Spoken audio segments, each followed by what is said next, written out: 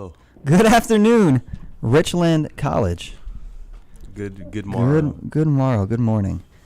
Welcome back to the show, ladies and gentlemen. It is the Philosophy Club Radio Hour. It is the Philosophy. We'll do a retake. Oh no, we're live. Right on.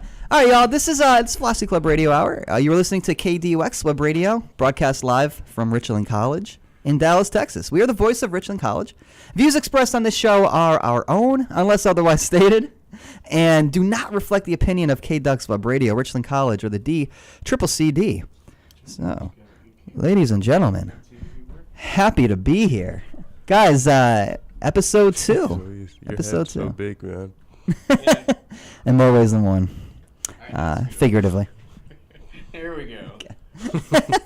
So, ladies and gentlemen, boys and girls, let's talk about the issues. Let's talk about the philosophical issues here at Richland College, or what it is to be a human being here at Richland College. Couple of things before we get into it, guys. I forgot my my duck bill. Oh, my wow. student life issued requacker, if I They may made call it those that. for that reason. We don't need it that bad. I guess not. Yeah, it's a little. Maybe we're relying too much on the gimmick here. Who knows? Anyways, I want to give a few shout outs. First of all, shout out to the Richland College Debate Club. It's a new club Shout on out campus. Debate. Yes, we collaborated with them, the Philosophy Club and Debate Club, last week, and it was great. It was a public debate. It was held over in the auditorium on the stage in the cafeteria by the subway. It was Julio, the Philosophy Club secretary, and Brian, the Debate Club vice president, debating in a Lincoln Douglas style whether or not capital punishment is justifiable. It was really great, good turnout. We had several people vote for the outcome. It was fun. So look for more of those as we move forward. I think we're going to do a series of them. So that's pretty exciting. And I got to moderate, which was a lot of fun as well. So shout out to the Debate Club and everybody involved with that. Shout out Brian. Also, I want to shout out the Journalism Club. They're hosting a movie series this semester, and I got the glimpse at a couple of what those films are, and they look so fascinating, especially in light of what's going on in current times. All the President's Men, I believe, is one of the movies on the list. There are some other good ones as well, so definitely be on the lookout for that. I'll certainly be checking into at least a couple of those movies because, again, great opportunities. Yeah, and so one final thing I want to plug before we move forward here. I guess we're doing plugs first now. Let's get them out of the way. I want to plug I guess I'll just go out and say the philosophy program in general right now. There are a lot of things that we're about to announce in terms of collaborations with certain departments and some, of course, the lecture series that is biannual. All those things are going to be coming down the pike shortly. So just I want to a little teaser. Keep you guys on the lookout for that. And also, of course, congratulate the Philosophy Club in particular for what was a pretty spirited meeting, I'd say, yesterday. The topic of which was animal instinct. So maybe we can get into that. It was spirited. It was spirited. Not animal, it was spirit. Some type of spirit. Distilled. Yeah, but before I do that, do you guys have any shout-outs? Or do y'all want to introduce yourselves like we do? We got a couple of the regulars back today, so it's going to be a nice, I would say we can ease right into the conversation. It's going to be fantastic. Veterans. Yeah, veterans returning from Season 1. Some Season 1 veterans oneers. there. What do you got over there, Cliff? Who are you? I would like to invite all of Richland to the Black Students Union, Okay. which is found with the handle RLCBLK, and the website is richlandblackstudents.org. We're doing all sorts of things, talking about mass incarceration, putting on some events, go visiting black colleges, we are raising funds for victims of the Harvey hurricane. Nice. That's great. Get with us. We're doing good things. That's awesome. Yeah, definitely check those websites out and any efforts on helping those victims. Awesome. And yeah, so I want to return to actually something that you posted on our Philosophy Club Facebook page too, Cliff. But yeah, so I will say that shout out to Philosophy Club. We have our Facebook page, we have our Twitter page up, our Twitter account at RLC Philosophy. Tweet at us. Facebook. Tweet us. Tweet us. Come Find us on dude. Facebook. Tweet us. What Find the us on heck? Facebook. Yeah, spread the word, y'all. I'm We're- just now learning of this. We're taking it to the next level. I don't have a Twitter, and I tweeted y'all earlier this morning. Yes, Wow. spread the word. Check us out there. We have some great our Facebook page. We've got lots of pictures up from previous things that we've done, and of course, if you want the daily updates, such as what the Philosophy Club topic will be, who's going to be on the radio program, check us out on Twitter. That's what those are for. Great, y'all. So yeah, thank you very much there to Cliff for posting something on that Facebook page, which I want to get to. But yeah, Suchai, anything you want to shout out? So my name is Sweeney Todd, and I just like to shout out all the barbers out there. Demon Barber of Fleet Street. That's something that's very familiar to me. Okay. I'm not reading a poster that's right next to me, but the Sweeney Todd. That's my name from now on. I'm gonna change it legally, and it was nice to meet you guys. Welcome. Our first time guest here, Sweeney Todd. All right, cool, y'all. Well, let's. I guess we'll do the requack first. Quack. Requack. Quack. Can I get a quack, Cliff? Quack. There it is. That was nice. Thunder. Thunderquack. Thunderquack. Oh. So yeah, let's get into this this rather, as we said before, spirited discussion. So the topic was this: is animal instinct, the whatever that may be, and we can talk about that, is that the primary influential factor on human behavior, or individually on the way you behave? So of course that begs the question as to what we understand an animal instinct or animal instincts to be, and what's more, what we understand how human behavior should be, or what it should look like. There seems to be an inherent distinction in even calling an animal instinct, as though there are other instincts that are not animal. So that was kind of the springboard into the conversations involving, well, a more theological context versus what you understand, I guess, human happiness to be, and the role of animal instinct therein, and what it means for morality. So it got very in depth very quickly, I would say, and but it was also rather expansive. We consider a lot of things in a short amount of time. Were there any points rather, Uche, that come to mind to you that you want to sort of remark on, and then recap and then remark on? I think the first point that came up was the fact that animal instincts are usually there are necessities. Like things like eating food, finding shelter, reproducing. Those are the things that came up first as what our animal instincts are. And I think that if you take into consideration, those are probably the three things that drive human civilization, period, point blank period, still today. And they probably will drive them for as long as we continue to be animals. We want food. That's why we work. Interesting. We want shelter. That's why we work. And we want to reproduce. That's why we do basically everything else. Status, things like that. I don't want to go too deep into it, but that's how. Things like what?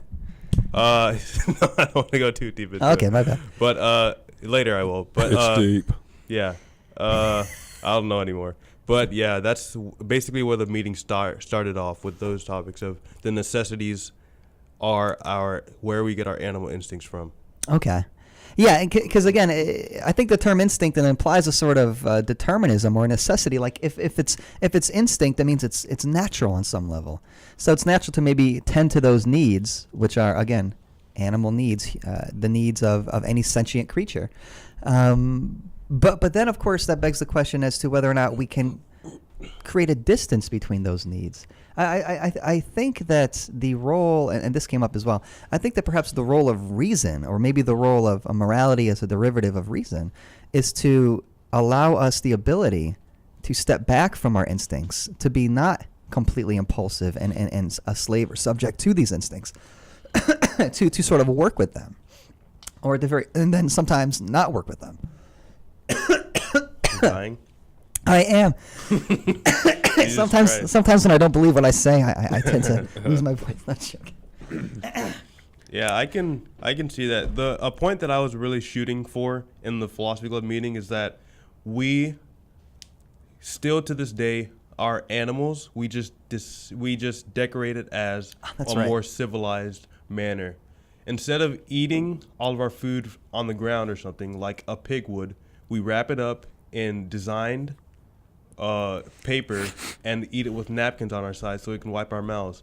But if you look at the subway, there's a subway on this campus. If you walk over to the subway, there are a ton of people eating. Take it all the way to Uptown Dallas. Yeah, or whatever. The subway. Yeah. I'm going to leave. Sorry, keep going. But there's a subway on campus, the food place, and it's basically a cafeteria section where all the people go to eat if they feel like it. If you compare it to a pigsty, it's legitimately the same thing. There's a food source, and then there are the animals going to their food source. But the difference between us and the animals is that we eat at tables, we sit in chairs, there's wrappers around our food, we have napkins, we have silverware, and we think that puts a countrywide gap in between us and animals. Although that is a cool thing that there are, Eminem, Dr. Dre, all these rappers around our food. It's pretty awesome. It's really We have the cool. budget for that. I got autographs. I think, so you heard it here first, guys. According to Uche, if you eat at Subway, you're a pig. At a sty. Oh, the phones are lighting up. Jared, The phones are lighting up, people. you know who Jared is. I Do you not know? personally, but I think that's an important point, and it seemed like a lot of people were agreeing with you, which I found surprising in the Philosophy Club. This idea of, guys, we are refined or we are sophisticated animals. That we have these animalistic urges or instincts that are part of our nature, and all of our sort of more civilized, sophisticated ways of conducting ourselves. It's more like it's more learned. Yeah, it's more taught or self-taught as opposed to say instinctual or natural. So I think a lot of people were on board with you.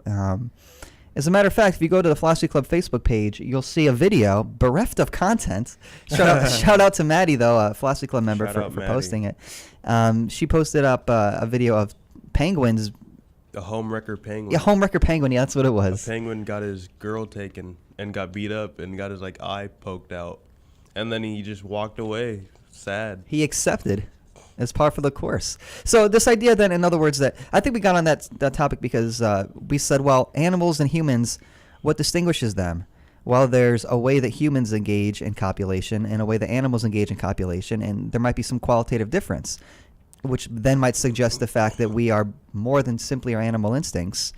And in response to that, I believe it was Maddie or somebody who said, well, no, I mean, we can find some of these traits that we're calling uniquely human in the animal kingdom. Look at penguins. They mate potentially for life. Mm-hmm. And then that's what gave rise to the video there. Yeah, a rather horrifying video, just to let you guys know. It's not an easy watch. Graphic. Yeah. Very graphic. What separates us from more primal animals is our self-awareness. We don't. Totally. We contemplate our own existence, and we yeah, pretty much. Mm-hmm. No, I think that's such an important point. Is that we our existence is an issue for us. That we have to. We're the only creature that sits back and says, "Geez, how's my life going?" Yeah. Yeah, I think that's a qualitative difference. I think that means arguably perhaps that means we're different in a very fundamental way. And yet, as Uche, I think you rightly pointed out, we do still have what we might call animal instincts. It's almost uncontrollable. I They're think- instincts. Okay, good. I think that's where the rubber hits the concrete, so to speak. This idea of our instincts, just because they're quote unquote natural or animal, necessarily something we should be okay with, complacent with, promote, or are there some animal instincts that we should try to divorce ourselves from, or try to maybe even snuff out? Or is there a way to channel animal instincts into something more properly quote unquote human? I think a good way of looking at the instincts versus, I guess, civilized mind battle that's going on in your mind is, like, if there's a kid who's constantly reaching for candy and you're the parent and you keep slapping their hands. Yeah. That's kind of how the animal instincts in our mind goes. The kid, when they're first born, they just reach for the candy, and then you keep slapping their hand, slapping the hand. And as they get older and older, they just know not to reach for the candy anymore, but there's still that desire to reach for the candy in the child. I say that is how we are with our animal instincts. When we're first born, we don't know we're basically just any other animal, and we have to learn how to be human, how to be civilized, wear a shirt, use a restroom, poop in the toilet, Don't get That's a big one, guys. Don't get messy when you eat. Wipe your face. Brush your teeth in the morning. Things like that. These are the structure that we're putting on animal or putting on ourselves that makes us more human than animal. Yeah, and I like that. But what about even the more important? So you're kind of talking about these mores, these codes of conduct. Yeah, brush your teeth and stuff like that. And you're right. But what about the more moral component of it, which is to say, your animal instinct might compel you to murder somebody in cold blood, but you don't do it, not because it would be an inconvenience if you did, but because you understand that maybe there's wrong. Yeah, that there's something wrong. It's unbecoming for a rational human being to engage in this kind of activity, such that there's no way a human being could be a human being if you're constantly giving way to these instinctive, impulsive animal urges. And look, and just for basis of comparison, guys, this came up as well. We're still re-quacking, folks. Still re-quacking. It depends also on what you understand reality and a human being to be. Case in point, if you subscribe to a Christian understanding of things, which is to say Christian worldview, which is to say human history is finite, it begins in Genesis and ends in the second coming of heaven on earth, then, and you also subscribe to post-lapsarian man, where man is inherited sin, then all of your animal instincts are considered to be not just animal, but they're considered to be sinful, immoral, evil, and you have to actively work against your very nature because your nature's been tainted thanks to something that occurred presumably in the Garden of Eden. But if you don't subscribe to that worldview, then you need not interpret animal instincts thusly. You can interpret them as something that is natural and therefore unavoidable, something that shouldn't be snuffed out, but rather integrated, incorporated into the life of a rational person. This is so hilarious right now. Like, as you were saying all this. I'm trying to be funny. As you were...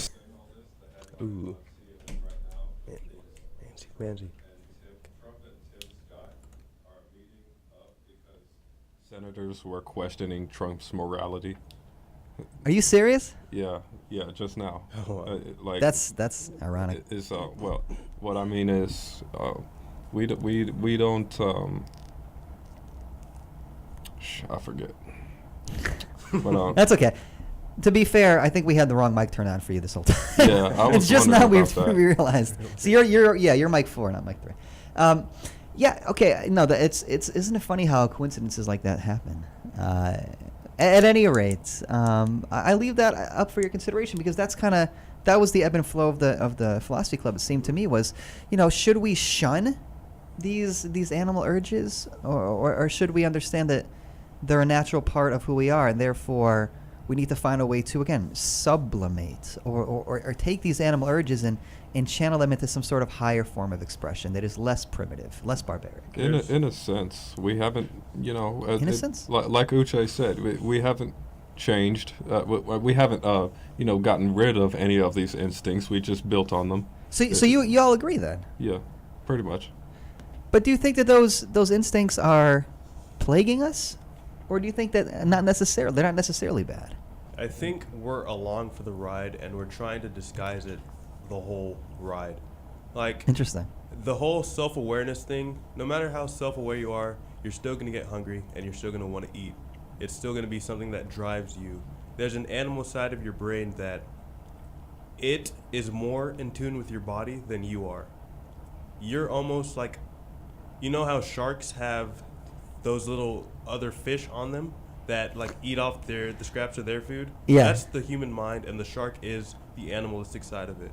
Oh, interesting. We somewhat we can hold back, we can slap the hand of the child and stop us from doing crazy things like killing a human just out of blind rage for a second. But for the most part, a lot of our subconscious mind, I would say, is what controls us. And eating isn't really becoming hungry isn't really a choice, or becoming tired isn't really a choice. These are things that you need to do to maintain your body, and you have no say in that. You can't consciously say, I'm not going to sleep anymore for the rest of my life, and it's not. Yeah, you don't have that option. You don't have that option. You are a human. You are a body, and then you are a mind with the body, tethered to the body. Interesting. Yeah, so in other words, there's no escaping the body. So it sounds like what you're doing is you're identifying the animal instincts with bodily instincts or Yeah. bodily impulses. Yeah, I think you're in good company with that. And what's more, I think y'all are both in good company. There are major philosophers who argue what y'all are arguing. This idea of the role of these animal urges and the understanding that, to some extent, our pleasantries are a bit of a charade. That they're kind of glossing over something that's much more primitive, and there's nothing wrong with that. Yeah. So. I want to take it back to something else you just said too. This idea of having a body and it being tethered with the mind. It does seem as though for the mind to flourish, for the mind to come into its own, so to speak, with its rational capacities, it has to grow in tandem with the body. You need that kind of organic material substratum. You know what I mean? Mm-hmm. So it does seem problematic to, or maybe one-sided, to try to devote yourself entirely to intellectual endeavors at the expense of these physical impulses that you're trying desperately to disown. That might even seem like it's counterproductive. It sounds like it maybe in fact is. Have you ever? Let me ask you all something. Have you ever had an animalistic instinct or urge and then tried to deny it? Yeah. Have you ever wanted to just like steal food off somebody's plate because it looks so good, but you didn't? Yeah. No, Cliff? Yeah, I definitely did. Cliff's like, no, I'm not an animal, you guys. Cliff, I mean, Cliff is the next step in evolution. Yeah, no, I've never would have even considered such a thing.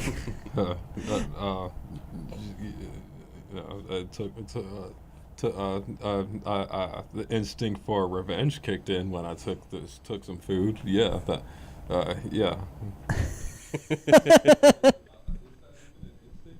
Just a moral. Yeah, is revenge an instinct of that we when I don't know. Might be. Yeah, I think that's an interesting question. And it seemed to be that was along the lines of the video. I think is that little penguins will fight for they'll fight mate. for their love. They'll fight for their honor on some level, and then they'll recognize that when they're defeated, they've lost, and they come to terms with it, and then they leave. I think we were debating over whether or not the penguin actually feels sad or remorse, or the penguin just understands that something has changed and now it has to move on impulsively or instinctually. I bring this up though, that other example of whether or not, and again, ask yourself this, listeners, if you've ever been in this situation. My guess is that 100% of us have been. Why or what is it that compelled you to ignore your initial inclination? Was it simply the fact that, well, if I just grab this chili cheese dog off this kid's plate, I'm going to get in trouble? Or I'm going to put myself in harm's way physically because he's not going to take too kindly to that? Or was it more along the lines of, yeah, that's something like an animal. That's what an animal would do. I mean, but I'm not that. And if I'm hungry and I want something to eat, I have enough self-control, I have enough wherewithal to abstain from giving into my interests, my impulses, and therefore, maybe that suggests something about how a human being ought to behave. I would say that I can understand how a lot of people would have the reasoning to not steal the food, but I think that that's also something that's taught, not something that's natural for a human being. Because if you just, I guess, in America, the social doctrine or just the way that most people are raised tells you to treat other people fairly. But the fact that we have to learn that from somebody else shows us that it's not something that is naturally embedded in us. And in fact, the fact that we have the impulse to take it shows that that is what's naturally embedded in us. But we have learned to ignore that. Do you think for our benefit or to our detriment? I think for a benefit as a society that is founded on cohesiveness and cooperation, that it's our benefit that we don't give into our animal instincts most of the time. Yeah, okay. And I think again you're in good company. But if you kind of go down that road, consider this. It sounds like you could be possibly suggesting that yeah, they want to come in? You're more than welcome to join us. We got some party crashers, folks. That's okay though. They're more than welcome. They're thunder duckers. Thunder Duck, the flock. Come on in, y'all. No, we're just checking. You can hang out. You don't have to We grab a have mic if you want. some fans. Yeah, some adoring fans of Deep Thoughts. We're, yeah, so this is the Philosophy Club, and this is a little a branch of that. It's a radio show. We're talking about, guys, animal instinct and whether or not your animal instincts are the largest contributor to your everyday behavior. Or do you think if there are other things that are more of an influence on how you behave day to day? I feel like it's a 50-50. You should get a mic. Yeah, you should grab a mic and let us know. You can talk about it. I'm like really rude. That's You okay. don't want me to talk. It's okay. I am too. Yeah, as we all are. You're in good company. We all suck.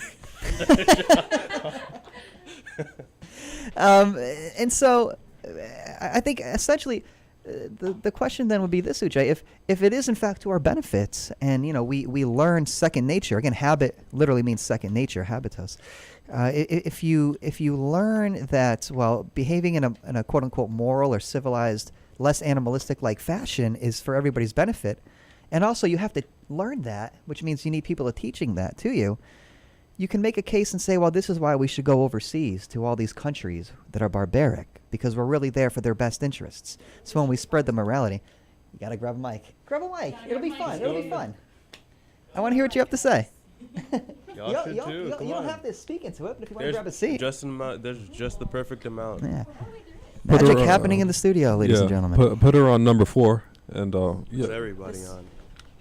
Shout out. Everybody's Shout out. welcome, y'all. Welcome. I'm gonna listen. And so, do you guys want to introduce yourselves once you get all plugged in there? So, we're streaming live across Richland live? campus. Across It's America. live stream, yeah. Good to know. We had Oprah on last week. I'm Ivy. I'm actually a freshman here, but our classes were canceled, so we're kind of like exploring. Nice. Just go from one side of campus to the other. Yeah, you can. This is. Yeah, it's on. Yeah, we can hear you. Welcome.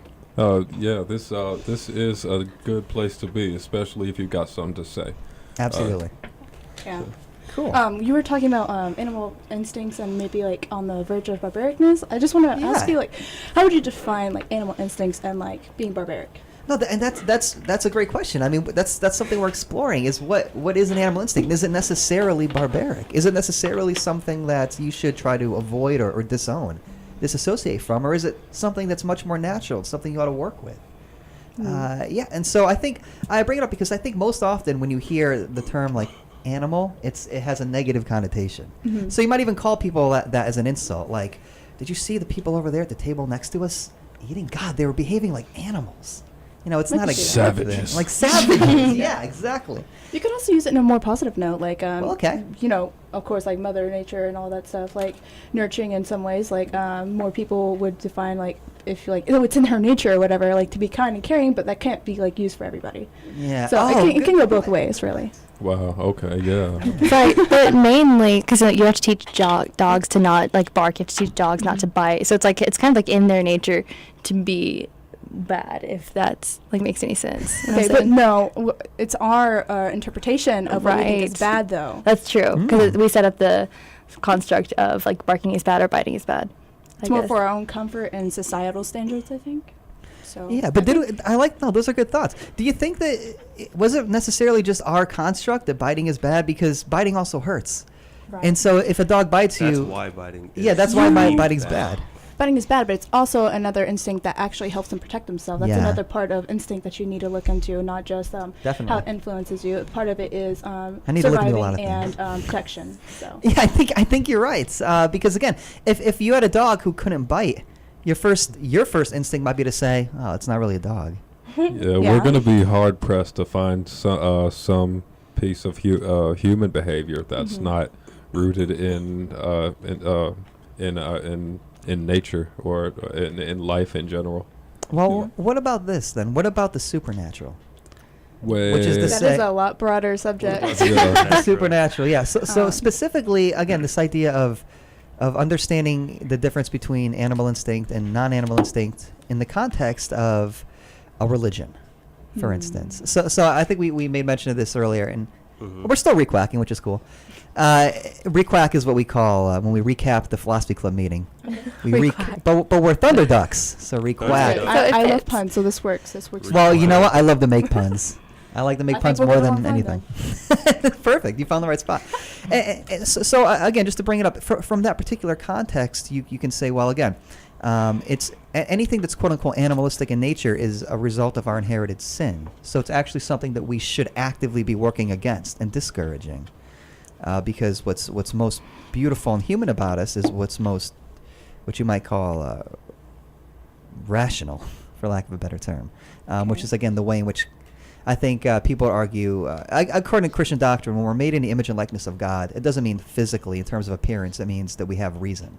Okay, That we have but intellect. how would you input that on basis of people who aren't very religious? Like, Exactly, how would they exactly. like form that? Would we just like go off of the nature of science? Yeah, perhaps So- more Darwinian sort of. So okay, Mhm. you evolve to the point where our animal instincts, well, as you see them in other animals, are much more, I guess, primitive, much more at the forefront of what they are. But with humans, we have, thanks to reason, we have this ability to objectify our animal impulses and say, well, wait, I don't have to act this way, even though I'm inclined to. Where other You animals can don't actually, get that. yeah, you can actually use this with other animals as well. Okay. Some animals will actually take the time to observe. Like some animals are this smart. I forgot which ones, but Please don't say penguins. no, it's not. I'm not gonna say penguins. Okay, Dolphins. so have a breath there. Did you see no, the but- video of the penguins? Yeah, on our Facebook Um, page, there's a video of penguins killing each other, essentially. Oh god. But What? basis of that, they can actually change the way they think. Of course, you're just gonna have your animal instincts, of course, but animals can change the way they act based off some animals can be found to be in groups that are notably usually alone or solo hunters. So like a basis of snakes, so like if you ever looked into the snakes, I am kind of a nerd, so I kind of like look into a lot of stuff. So Herpetology. herpetology, yeah. Don't they but- hypnotize you if you look into? No, you Fast. might. I'm sure. Disney. But That's the Disney there's thing. this there are venomous snakes and then there's non-venomous snakes. But hognose snakes are known for being solo snakes, but oftentimes you can find them being together. A lot of people say that they actually prefer socializing. Some animals are very social, but some of them aren't. Hognoses are known for not being very social. But when you see them together, some people say, oh, well, they're doing it for heat, but what if it's hot outside? So what's the basis of that? Yeah. And oftentimes, it will be two females together rather than a male and a female. So I think it's more of a socialized thing. So some animals can actually change their quote-unquote like instinct rationale. Thank you so much for bringing some hard science in here. Like, we needed Yeah. it that bad. We'll be back with Snake Talks in 5 minutes with your host. Yeah, okay, so that's interesting. And you know, the club meeting itself took a similar direction where people were like, no, let's look more closely at how animals actually are. You might see a greater similarity than maybe we realize. And yeah, so I do appreciate that. I appreciate the hard science for sure. So then what can we draw from that conclusion then? That we can't really generalize everything. As much as humans, we like to find patterns. We like to put everything in a box. We like everything to have a label. And if it's not in that label, we are kind of like, well, obviously it's, for some whatever reason that doesn't make any sense, and we want to try to like destroy that evidence that it's different. When in reality, there's anomalies everywhere. Okay, good. So why? I think you're on a roll here. No, it's unnatural. So, but why do you suppose we want everything labeled? Start our name. Understanding. Okay. So that we can handle it. Yeah. I okay. believe that humans are really terrified of the unknown. If we look into space, if we look into the ocean, we actually barely explored even 3% of the ocean. We don't even know what else is in there yet. We the what's it? She means the oceans of our mind, Oh listeners. no, I'm talking about actual oceans as well. Oh, my bad. Pacific, We don't use too much of our brains either. We don't use I think 10% of our brains even. We use- I know. I have students. Hello, folks. I'm just teasing. I love myself. But Wow. just in general, even I guess you could say the oceans of mind as well. But Thank you. actual oceans, the what's it? Pacific. The Pacific Ocean. There's a Marianas Trench, I Oh, believe. yeah, the It's one of the Marianas deepest trenches. If you flip Mount Everest upside down, it's even deeper than that. I took her to And, the prom. Cool. Marianas Trench. So it's actually deeper than that. And there's creatures Stop. down there that we still don't even know it's there. So I believe humans are really terrified of the unknown. Yeah, So no. the more that we can put a label on stuff and box everything into a general, like, knowledgeable zone, the more we'll be able to control our fear and feel like we're in control of the situation, even Yeah. though we might not be. Because she- like on she's the same saying- note, you're saying. I'm the, sorry. the way we get over fear is by like figuring out what it is and like identifying it, and that's like one of the first steps to getting over your like irrational fears. So I think that Mhm, definitely like, same thing. Overcoming Spot on, your fear, though. like challenging your fear, like Right. going towards it head on. Like a lot of people say that's how you overcome your fear, and I believe that's the same thing that we do when we're trying to figure out the things that we don't know because we're terrified of it. I think you're making some excellent points, both of you. And what's more, this idea that, again, sometimes as a way to alleviate fears, we seek to understand things, Mhm. and hence label something, organize something, make it make sense. Yeah. So y'all are echoing, I think, sentiments that you were saying earlier today, Uche, about this idea of having this sort of nature and having these instincts isn't necessarily something that we need to disown. It's something, in fact, that we need to own even more so. And so maybe this attempt to try to disassociate ourselves from our more natural base instincts might be rooted in something like fear. Might be rooted in something like, well, I'm afraid We're that, different now. or I'm afraid that I'm not different. That humans aren't special. Mhm. That we're just like every other animal, and I don't like how that makes me feel. Maybe something like these. Yeah, You I are the can- all yeah. singing, all dancing crap of the world. Like, His Well, name is Robert Paulson. do y'all know what it's from? You know what it's from? No, I Mike? fake laugh when I try to. No, I do know where it's from. Okay. I but- agree with that point. That's an though. old reference. Now. One of the points that I put forward earlier, I want to hear your takes on it. I said that people are essentially just like animals, except we try to decorate all of the things we do in a more civilized manner. So I compared the subway, and have y'all seen the subway right over there, the subway cafeteria? El Paso? Oh, yeah, we actually like just explored the entire campus. Yeah, Okay. from one end to the other without. Yeah, so the subway place, the Nice. cafeteria, I compared it to a pigsty, and I basically said that pigsty is where pigs go. They have their food source, and they all meet at that place, and they all eat their food. And that humans have the same thing with that subway cafeteria, but the only difference is we eat at tables, we sit at chairs, we have napkins with our food, and we wrap our food up in decorated little papers. And we think that that separates us from animals because we have more procedures to go through. But in reality, it's the same exact thing. We just decorate it in a different light. I completely agree. I noticed I you used said to papers own. instead of wrappers. I used to own gerbils.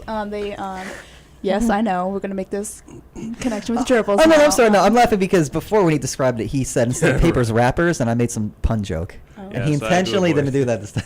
Had to Man, you avoid should have it. said. I would have enjoyed that. No, But, you wouldn't have. No, I you wouldn't have. completely agree. We all have our designated zones for stuff we want to go do. But if we compare it to, I used to own multiple gerbils. You set up the cage, you don't set anything anywhere, and you just kind of set food somewhere. They will take that food to a certain place. So that's what we do. We take food, we go somewhere to do a certain place, or we set our place like bathrooms or whatever. We go to a certain place. Same thing with gerbils. They do the exact same thing. So what we try to do, I believe, and I completely agree with what he was saying, that we try to compare what multiple steps we go through Professor to be better.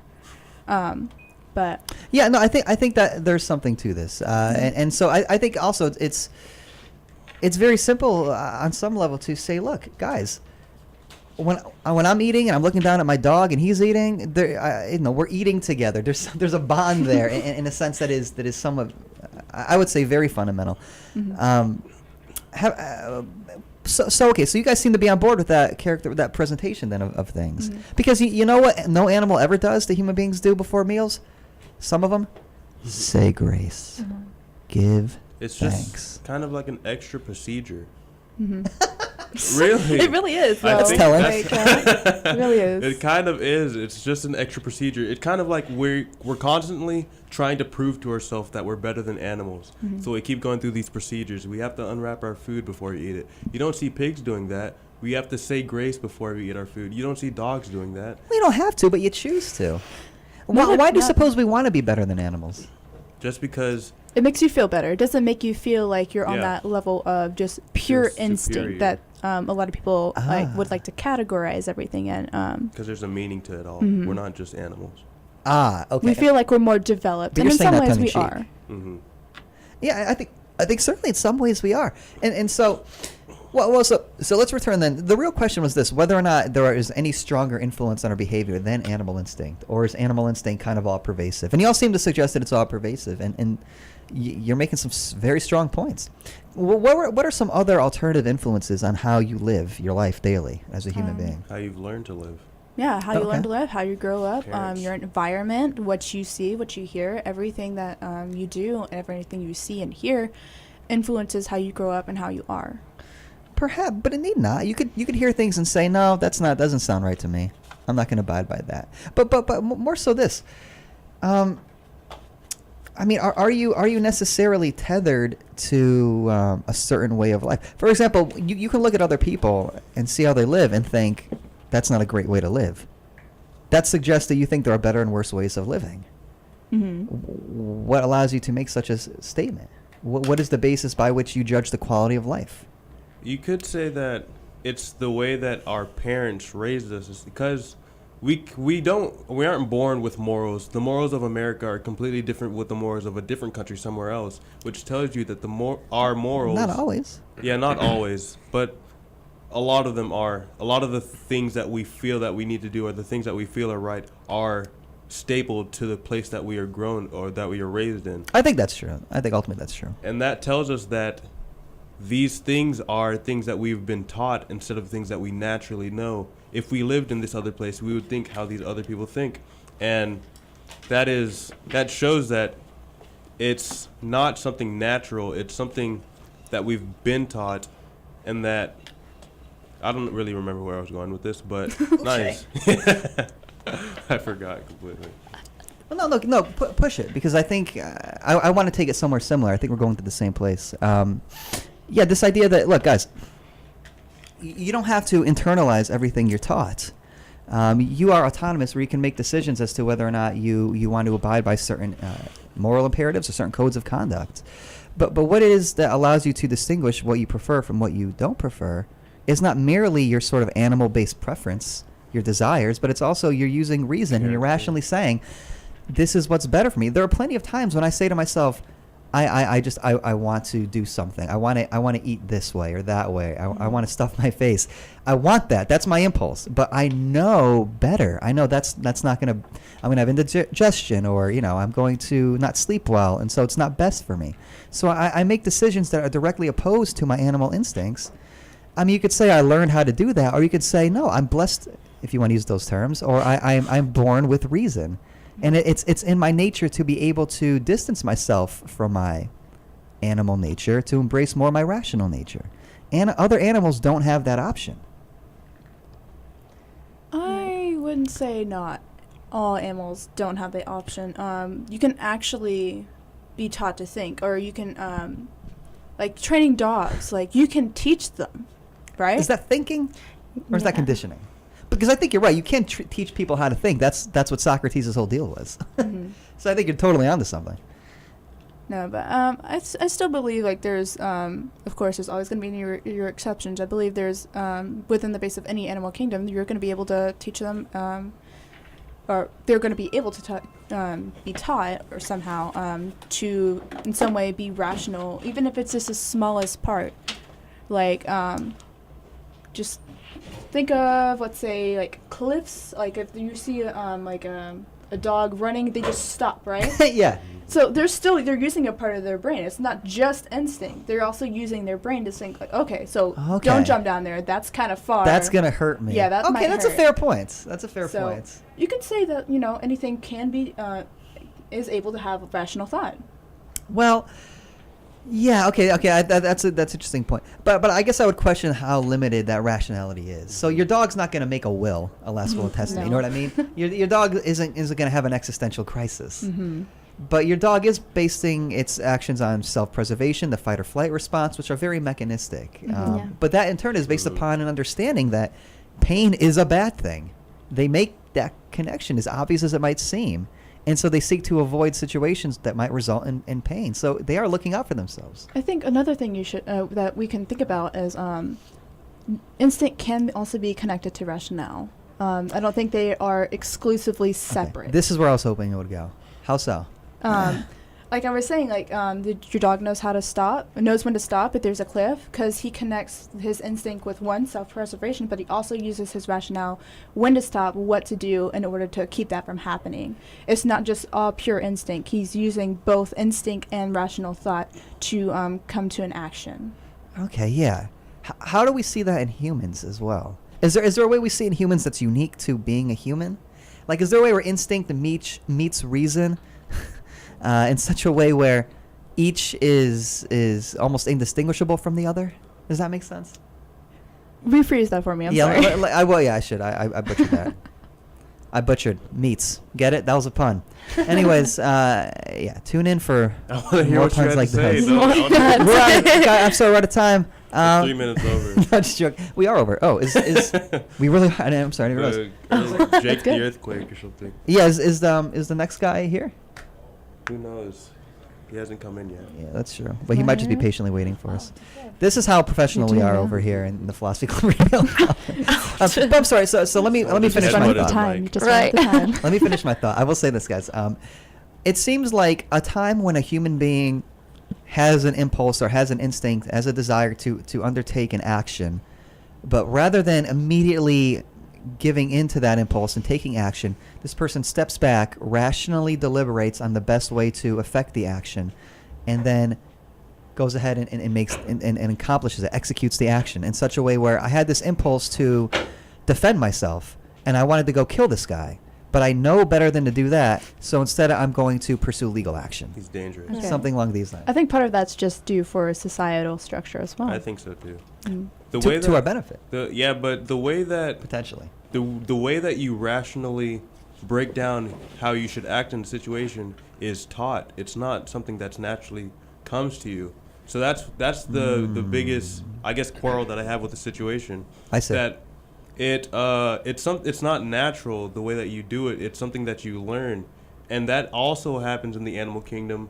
How, I guess, a cub would watch its parents to learn how to act in a situation. It learns how to hunt from watching its parents. It's a monkey see, monkey do type of situation, and it's exactly how it is in the animal kingdom as it is in the in human society. Yeah. Okay, let's remember we are part of the animal kingdom. So That's true. That's true. Indeed. Are we the crown jewel of the animal kingdom, or are we just different from other animals? We just see our. we are We a see ourselves differently, yes. we are a disgrace to our full potential. That's I'm what not. that's my opinion. Well, could you I'm awesome. Well, no, you know what? and that's what Christianity teaches you. That's why you need grace, because you're disgraced, because of inherited sin. So if you consider the most influential religion in the Western world, and it teaches you, okay, thou shalt not do this, thou shalt not do that. If you run down the line, it's all telling you to keep your animal impulses at bay. It's not accidental. Thou shalt not commit adultery. Why would you want to commit adultery? Because it's rational? Or because it's a bodily impulse? 'Cause Thou it's shalt not. Yeah, so nasty. something along those lines. Something to consider. All right, guys. It sounds like. Yeah, we got 5 minutes. 5 minutes? All right, cool. So, any final thoughts then before we wrap up? Okay, let's go down the line here for final thoughts. Okay. I think we've completed the requack. Quack. The Quack. is our animal instincts our most influential factor in our human behavior? And gosh, I love what you said about how the animal and the rational are somewhat intertwined indelibly. It ties directly into what you said about how the body and the mind come together in tandem. Aristotle famously said, you can't have a soul without the body. No body, no soul. Mm-hmm. The soul animates the body. So there's something absolutely essential, at least from that perspective. Not even be true. Potential. That's true too. But I'm sorry, guys. So yeah, running down the line, is the animal instinct the most primary precedential? Every single human that was ever alive had the desire to eat, and that proves that animal instinct is the number one thing that's a staple to human beings. Okay.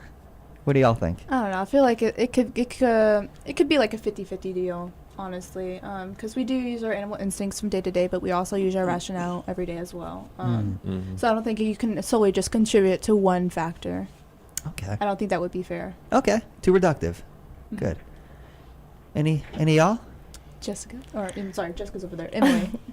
I mean, I haven't interjected because my opinion's a little different, and only because I think humans are different than animals. Oh my God. Wow. Phones I are know. lighting up, folks. Get her out of here. I know it's an unpopular Should we opinion. take That's a why call? I've been silent. That's okay. Like, That's the good Blasphemy. thing. You should. that's the That's point. the That's the good point. thing, We yeah. want to hear. Only other opinions. because Easy to agree. just we're capable of complex thought, and we're capable of all these different things. And like, in my opinion, I really feel like animals only have the animal instinct. Like, as humans, we have like Insecurity. body, is soul, and just that. spirit, and then like animals just have body and soul. If that makes like any sense. Mm. Animals have like a dashboard knowledge of things, but they don't Right. know what's underneath the hood. Right. I mean, like, Like and we can't humans. know 100% for sure because, like, I don't know, I can't speak to a dog. So, but that's just my opinion. I feel like, because, like, Have you met my mother? Oh, I'm just joking, folks. I'm just joking. Sorry, Mom. That's oh, a I hope your joke. mama's not listening. That's a joke. She will not be hearing this one Your now. mom's gonna call you after. Like, I heard what you said. I should have said sister, 'cause I don't have one. I should just There said you sister. go. Shit. I need it. Okay, keep going. Aren't you gonna apologize? Miss Manzi, he's sorry. She knows. She knows better than that. She knows. She knows better. She knows that that's how I feel. No, I'm just joking. So anything else? Cliff, where do you fall on this? Well, I guess you Oh. just said, we are. What do you say? I don't know. I don't know. We are what we are. We still we will never escape our our instincts until we download our brains, and I already have. yeah, we can go we can colonize other planets and whatnot, but we'll still be subject to everything that life demands, everything, all the imperatives that come with Having a body. natural life. Okay, no, that's Carbon-based life forms, and yeah. it's well said. Interesting. I like the terms in which you cast it because it's again reminds us to remain scientific on some level. All right, guys. I'll just leave this for your consideration. If a human being is in fact an animal and we're rational by nature, then maybe rationality is a part of animal instinct for this particular breed of animal. And so maybe, as you said, the distinction collapses. Maybe it's a false dichotomy. Okay, guys, one final plug here before we get going. This is the Philosophy Club flyer. You're going to see these all around campus starting today or tomorrow. It looks like this. So we are meeting, the Philosophy Club meets every Tuesday. The most bootleg advertising. Every Tuesday from 2 to 3 in room EO76. Get at us on social media. Get We at have us. Twitter is at RLC Philosophy. We can find us on Facebook at just Richland Philosophy Club. You can contact us via email at philosophy.club.rlc@gmail.com. And again, that's 223-EO76. Next week's topic is still up for debate, so if you have an idea, post on our Facebook wall or give us a tweet or send us an email. I'd like to thank this is rather fortuitous. I Surprise think. guest. Yeah, that was good. Thanks for letting us interject. Of course. Yeah. Come back anytime. Thanks for the I thank Cliff, I thank Uche, and of course Jack Fletcher and K-Duck Studios. Again, guys, you're listening to KDOX Web Radio, broadcast live from Richland College in Dallas, Texas. We are the voice of Richland College. The views expressed on the show are my own or our own, unless otherwise stated, and do not reflect the opinion of KDOX Web Radio, Richland College, or the DCCCD. I'm Professor Manzi, Philosophy Club Faculty Advisor. This has been Philosophy Club Radio Hour. Tune in next week, Wednesday 2 to 3, for episode 3 of Season 3. Take care. Brush your hair.